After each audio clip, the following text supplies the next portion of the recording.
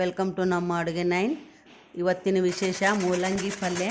ಬನ್ನಿ ಮೂಲಂಗಿ ಪಲ್ಯ ಹೇಗೆ ಮಾಡೋದು ಅಂತ ತೋರಿಸ್ಕೊಡ್ತೀನಿ ನೋಡಿ. ಮೂಲಂಗಿ ಒಂದು 3 ತೆಗೆದುಕೊಂಡು ನಾನು ತೊಳೆದ್ಬಿಟ್ಟು ಕ್ಲೀನಾಗಿ ಅದನ್ನು ಹೆರ್ತಿದ್ದೇನೆ.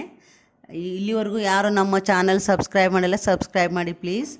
ಹಾಗೆ ಮೂಲಂಗಿ ಸೊಪ್ಪನ್ನು ಕೂಡ ನಾನು ತೊಳೆದ್ಬಿಟ್ಟು ಈ ರೀತಿ ಕಟ್ ಮಾಡ್ತಾ ಇದ್ದೇನೆ ನೋಡಿ.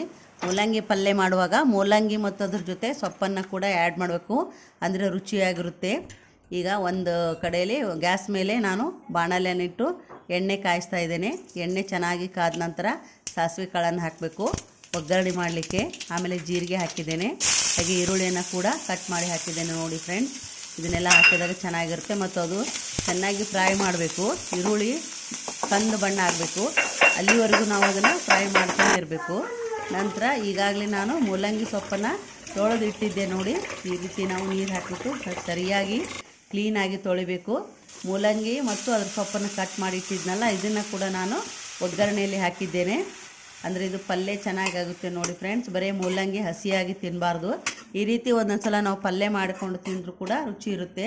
ಹಾಗೆ ನಾನು ಖಾರ ಪುಡಿ, ಅರಿಶಿನ ಪುಡಿ ಮತ್ತು ಸಾಂಬಾರು ಮಸಾಲ ಹಾಕಿದ್ದೇನೆ. ಇದನ್ನು ಹಾಕಿದರೆ ರುಚಿಯಾಗುತ್ತೆ. ಈ ಮೊದಲು ಬೀಟ್ರೂಟ್ ಮಾಡೋದನ್ನು ತೋರಿಸಿದ್ದೆ, ಅದೇ ರೀತಿಯೇ ಮೂಲಂಗಿ ಕೂಡ ನಾವು ಮಾಡೋದು. 5 ನಿಮಿಷ ನಾನು ಬಾಣಲೆಯ ಮೇಲೆ ಒಂದು ಪ್ಲೇಟ್ ಮುಚ್ಚಿದ್ದೇನೆ, ಅದು ಅಲ್ಲೇ ಒಂದು ಬಾಯ್ಲ್ ಆಗುತ್ತೆ ನೋಡಿ.